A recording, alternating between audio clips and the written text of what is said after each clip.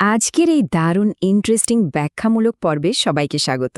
আচ্ছা, একবার ভাবুন তো, ইতালির সেই শত শত বছরের পুরনো একেবারে ঐতিহ্যবাহী পিৎজার সাথে যদি ভবিষ্যৎ পৃথিবীর এমন এক অদ্ভুত আর ছোট্ট উপাদানের সংমিশ্রণ ঘটানো হয়, যা হয়তো আগে কেউ স্বপ্নেও ভাবেনি, ব্যাপারটা কেমন হবে?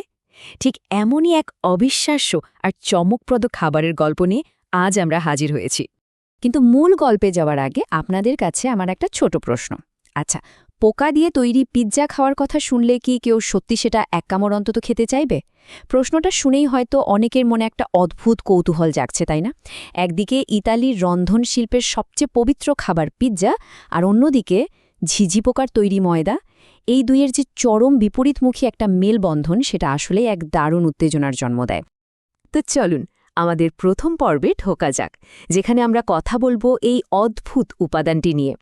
মানুষ কেন চিরাচরিত উপাদানের বাইরে গিয়ে এমন একটা চমকপ্রদ জিনিসের দিকে ঝুঁকছে, চলুন তার পেছনের আসল কারণগুলো একটু ঘেঁটে দেখি। দেখুন, বর্তমানে আমাদের পৃথিবী কিন্তু বেশ বড়সড় কিছু চ্যালেঞ্জের মুখোমুখি। পরিবেশের ওপর মাংস শিল্পের যে একটা মারাত্মক ক্ষতিকর প্রভাব রয়েছে, সেটা আজ আর কারো অজানা নয়।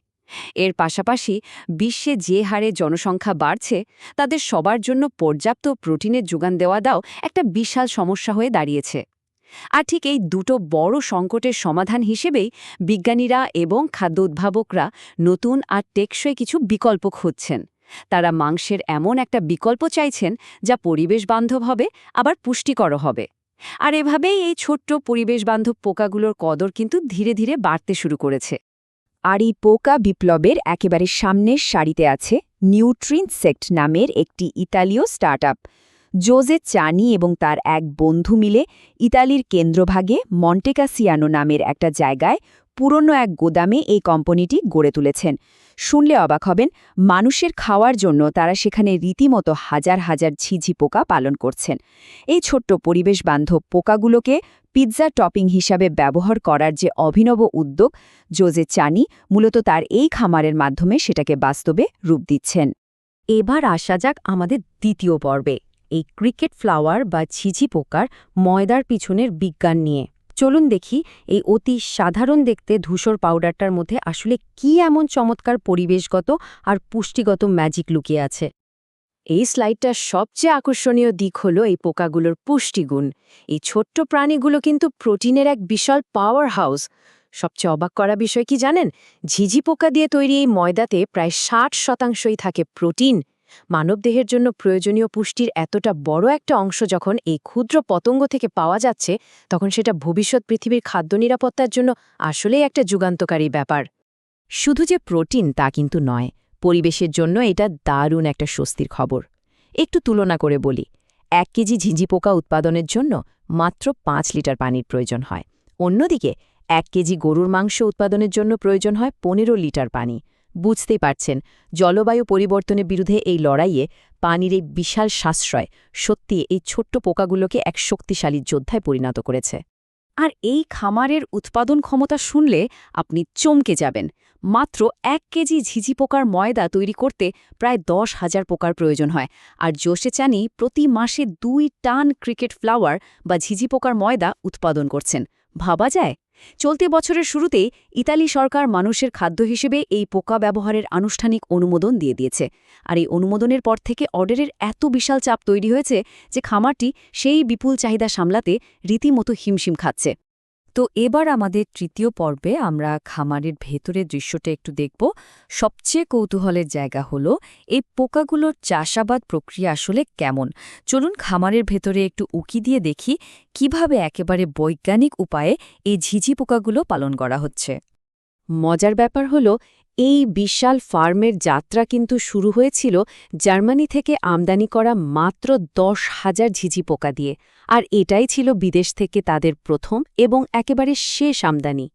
এরপর থেকে খামারের ভেতরেই এই পোকাগুলোর প্রজনন বা ব্রিডিং প্রক্রিয়া দারুণ সফলভাবে চলছে এবং এরা বংশবৃদ্ধি করেই চলেছে। টানা 3 বছর ধরে নিবিড় গবেষণার পর তারা ঠিক করেছেন এক একটা প্লাস্টিকের পাত্রে ঠিক কতটা করে পোকা রাখা যাবে। জন্ম থেকে শুরু করে জীবনের শেষ দিন পর্যন্ত পোকাগুলো এই নির্দিষ্ট পাত্রগুলোতেই থাকে। এদের আয়ু হয় বড়জোর 30 দিনের মতো। এরপর প্রাণীগুলোকে একটা রেফ্রিজারেটরে রেখে ধীরে ধীরে তাপমাত্রা কমানো হয়। এর ফলে পোকাগুলো আস্তে আস্তে ঘুমিয়ে পড়ে এবং এক পর্যায়ে একেবারে কোনো যন্ত্রণা ছাড়াই মারা যায়। এরপর কাছেরই আরেকটা কোম্পানি সেই পোকাগুলোকে গুঁড়ো করে একেবারে মিহি ধূসর পাউডার বা ময়দায় রূপান্তরিত করে। এবার আমাদের চতুর্থ এবং সবচেয়ে মজাদার পর্ব, রান্নাঘরের গল্প।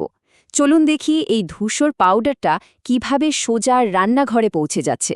ইতালির ঐতিহ্যবাহী পিৎজার সাথে মেশে এই পোকার ময়দা আসলে কেমন রূপ নিচ্ছে সেটাই এবার আমরা দেখব।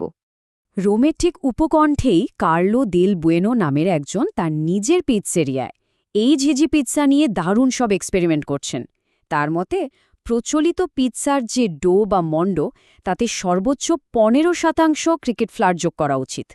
এটা এমন সুনিপুণভাবে মেশানো হয় যাতে ইতালির সেই ক্লাসিক পিৎজার আসল স্বাদ এবং টেক্সচার একদম ঠিক থাকে। পোকার ময়দাটা এখানে মূলত একটা পুষ্টিকর সংযোজন হিসেবেই কাজ করে, পিৎজার আসল ফ্লেভারকে ঢেকে দেয় না। কার্লো একদম হাতে নাতেই ব্যাপারটা করে দেখিয়েছেন। তিনি ময়দার তালটা বেলে নিয়ে তার উপর পোকাগুলো ছড়িয়ে দেন, তারপর সাধারণ ডোয়ের সাথে সেটাকে খুব ভালোভাবে মিশিয়ে নেন। আর চূড়ান্ত পিৎজার টপিং হিসেবে থাকে সবার প্রিয় টমেটো সস, মোৎসারেলা চিজ আর নানা ধরনের ফ্রেশ সবজি। সব মিলিয়ে এই অদ্ভুত উপাদানটা আমাদের অত্যন্ত পরিচিত আর প্রিয় পিৎজার সাথে একেবারে চমৎকারভাবে মিশে যায়। বোঝাই যায় না যে ভেতরে কি আছে। তবে হ্যাঁ, একটা ব্যাপার এখানে বলতেই হয়, আর সেটা হলো এর অর্থনৈতিক বাস্তবতা। 1 কেজি ঝিঝি পোকার ফ্লাওয়ারের বর্তমান দাম কিন্তু 60 ইউরো। বুঝতেই পারছেন, উপকরণটা এখনও বেশ দামি। আর ঠিক এই কারণেই এটা যতই পরিবেশ বান্ধব হোক না কেন, এই পিৎজাটা সবার হাতের নাগালে আসতে বা ব্যাপকভাবে জনপ্রিয় হতে আমাদের আরও কিছুটা সময় অপেক্ষা করতে হবে। তো আজকের এই ব্যাখ্যামূলক পর্বের শেষে আপনাদের জন্য একটা প্রশ্ন রেখে যেতে চাই।